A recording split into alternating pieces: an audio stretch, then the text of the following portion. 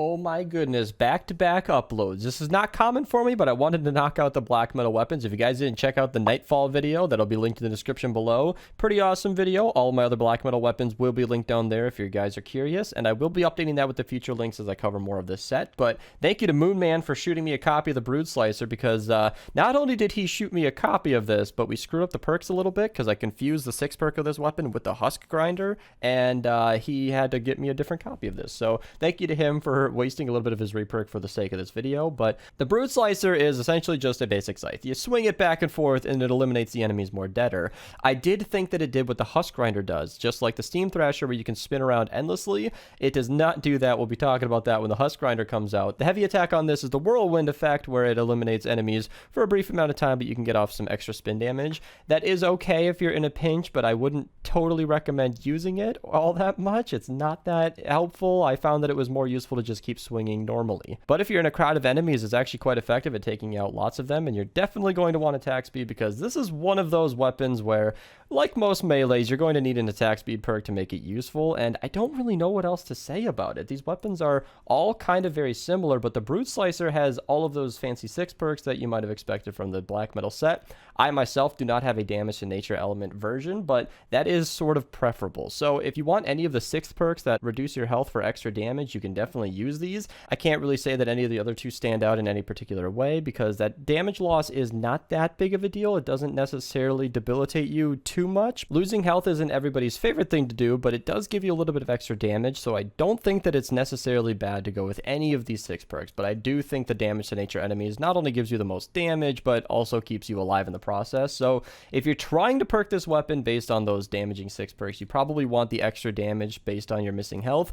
That makes the most sense to me, but of course Paleo Luna gives you the most damage based on how much health you have. So you want to keep your health up for Luna, but down for the weapon, and I'll tell you right now, Luna gives you the most damage buff based on the amount of health that you have, so it's probably important to try to keep your health up as much as you can. But if you're taking damage during a fight, then that extra damage based on your missing health can kick into play and give you a little bit of extra damage. So let's talk about the way that I sort of messed up. So in this case, if you want to go for the heavy attack, which I wouldn't totally recommend, but it's not a totally useless heavy attack, you're definitely going to want probably a heavy attack efficiency, and then any of these 3 heroes to give you a little bit of extra energy. I know that there are other heroes in the game that might help you a little bit more, but Sorian Focus, Anti-Cuddle Sarah, and the Fallen Avenger Jonesy tend to be the most consistent in healing you, and I think that they are tried and true. Any 2 of those in support or any 1 of those in the lead will keep you swinging for a while, but that information is a little bit more applicable to the constant spinning heavy attack, which this one does not have. But in that case, we went heavy attack, efficiency, crit rating, double crit damage.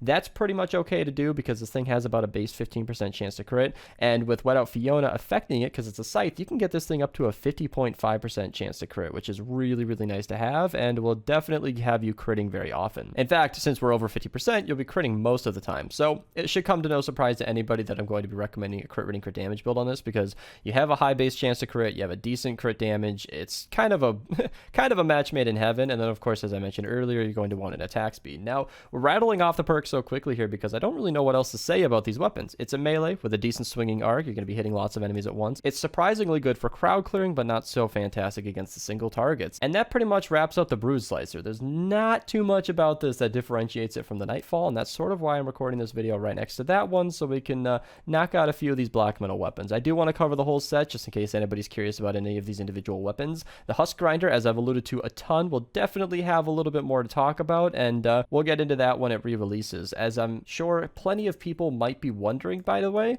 if you go down into the event schematics down here, check out the black metal weapons. This is what we are getting from the Fortnite llamas. If you're trying to farm a ton of those, I'll link my dungeon guide in the description below. Still relevant if you're trying to farm tickets, but it does seem that the Dirge Song, Metal Marauder, Husk Grinder, and I believe the Black Blade are not currently available. I think you can get the Midnight Stalker from the llamas. I think people have been getting a choice between that and the Night Owl, if I hear correctly. So for these missing weapons, I will be covering these as they come out. That said, I have covered the Black Blade and the Metal Marauder, so if you're curious about those, as I mentioned earlier, those will be linked below. But the Husk Grinder and the Dirge Song should be coming out later, but for now we'll be talking about the remaining ones that I have not covered. Thank you guys so much for watching. If you guys want to support the channel, feel free to use code Mista to check out. If you guys want to become a channel member, you can right here. You can use those emotes in the comments below now, so that's pretty awesome. I am streaming on Twitch now though, so if you guys want to follow down in the description below, I'd really appreciate it. The streams are pretty cool. We hang out, have a good time. Hope you guys enjoyed, and have a nice day.